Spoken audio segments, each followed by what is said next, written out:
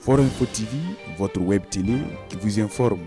Dans la salle de fête de la mairie de Koudougou s'est tenue le samedi 27 janvier 2024 la rentrée solennelle conjointe de la Jeune Chambre internationale Koudougou, en abrégé JCI Koudougou, et la Jeune Chambre universitaire Koudougou Merveille, en abrégé JCI UK Merveille. C'est avec l'hymne national et la déclaration des principes qui constituent leur credo que les activités ont débuté. Au cours de cette rentrée solennelle s'est effectuée la passation de charges entre les équipes sortantes et les équipes entrantes qui auront pour mission de diriger les activités de 2024 des deux organisations conjointes locales. Les nouveaux membres du bureau sont alors invités à cultiver le bon comportement, la connaissance et la compétence. Ainsi, les deux présidents ont procédé à la prestation de serment des différents membres du bureau exécutif. À entendre les nouveaux présidents de la JCI Koudougou, ils tiennent à placer leur mandat sous le signe de la recherche, de l'excellence et de l'innovation. C'est un symbole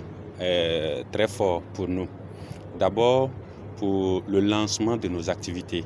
On démarre chaque fois le mandat avec cette rentrée solennelle qui est un signe fort, un signe interpellateur. Le maître mot de notre mandat de 2024, c'est d'abord d'innover. Innover dans notre manière de faire. Innover appelle immédiatement l'excellence. Lorsque nous innovons, nous excellons et nous pouvons impacter davantage notre communauté.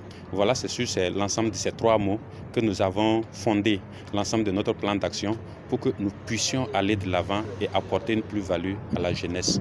Quant au parrain, il affiche sa volonté à accompagner l'organisation dans son dynamisme. Toute action que mènent des jeunes, c'est très important pour nous de les accompagner. Et ce qui m'a motivé, c'est que je connais bien cette association. Je connais bien l'association pour avoir milité au début là-dedans, mais aussi c'est une association qui forme des leaders. Alors, et si nous voulons que le pays se développe, si nous voulons que le pays se stabilise, c'est de former la jeunesse, de les accompagner à mieux se former pour être là où ils doivent être pour conduire le pays. Par ailleurs, le secrétaire général de la région représentant le gouverneur de la région du Centre-Ouest, président de la cérémonie, a salué le dynamisme de l'organisation et a traduit sa joie d'être convié à cette activité. Je suis épaté.